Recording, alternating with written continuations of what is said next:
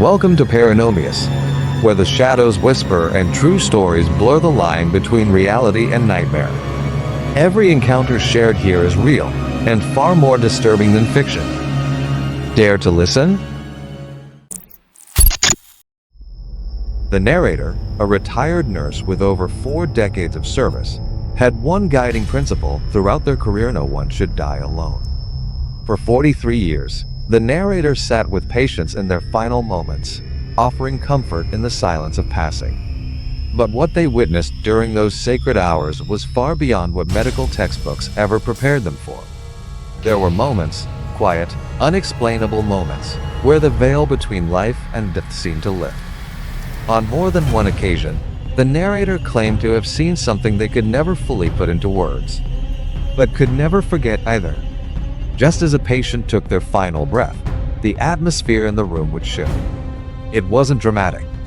It wasn't cinematic. It was delicate, reverent. A presence would emerge, something that hovered roughly 6 inches above the body.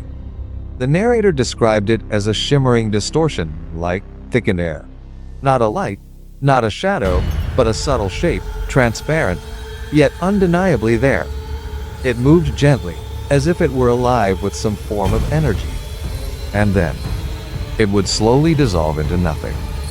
To the narrator, this was no hallucination or trick of the mind. There was never fear in these moments. Just stillness. As if something ancient and sacred was taking place, unseen by most, but not by the narrator. They believed, without question, that they had witnessed the soul departing from the body. These weren't isolated incidents. They happened often enough that the narrator stopped questioning them. For someone who lived at the edge of life and death, it became part of their understanding of what it meant to pass on.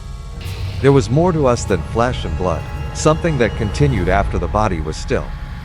But not all of their experiences unfolded in the hushed calm of hospital rooms. One of the most chilling encounters came during a shift on a psychiatric unit, a place already steeped in emotion and unpredictability. A teenage girl had just been admitted for evaluation. As part of standard protocol, the narrator conducted a routine interview to assess the girl's mental state. It was supposed to be just another checklist. But midway through, the girl said something that froze the air in the room. She looked casually down the hallway and said, "There's a dead man walking over there. He hung himself." The words hit the narrator like a jolt. Less than 24 hours earlier, a male patient on the unit had taken his own life by hanging. It had been sudden, tragic, and devastating for the staff. No one outside the unit knew the details. There was no media, no whispers, no chance this girl could be heard about it.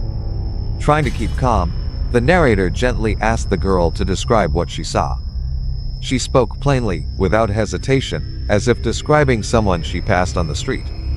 Her description matched the deceased patient exactly: his height, build, hair, and even the color of the shirt he had been wearing at the time of his death.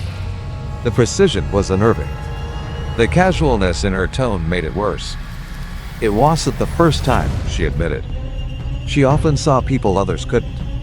Her family, she explained, had a gift. Several relatives had the same ability. It was normal for them. When she attended funerals, she said, the spirits of the departed were always there, quietly observing the living. They never spoke.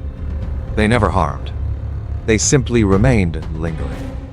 For the narrator, this was a moment that defied every clinical explanation they'd ever known.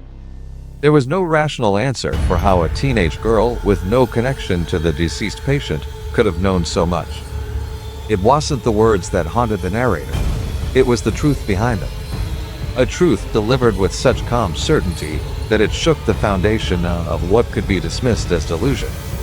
These stories weren't shared lightly. The narrator spent a lifetime in the service of healing, grounded in science, medicine, and logic. But some experiences transcended all of that. For them, the boundary between life and death was far thinner than most imagined. They saw what others didn't. And what they saw was consistent, repeated, undeniable. Whether one believes in the soul, an afterlife, or the existence of spirits, these accounts come from someone who spent decades in the presence of both life and its quiet departure. They weren't chasing ghosts. They weren't seeking attention. They were simply telling the truth of what they witnessed. And even now, long after retiring, those moments still linger quiet and unexplained, like echoes in a corridor where two worlds meet. These stories, told by the narrator with unwavering sincerity, leave more than just questions. They leave a feeling, a weight, a sense that maybe, just maybe, there's something beyond the final breath.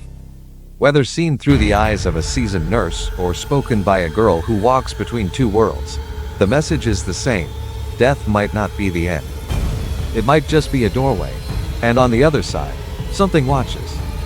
Something waits. Something remains.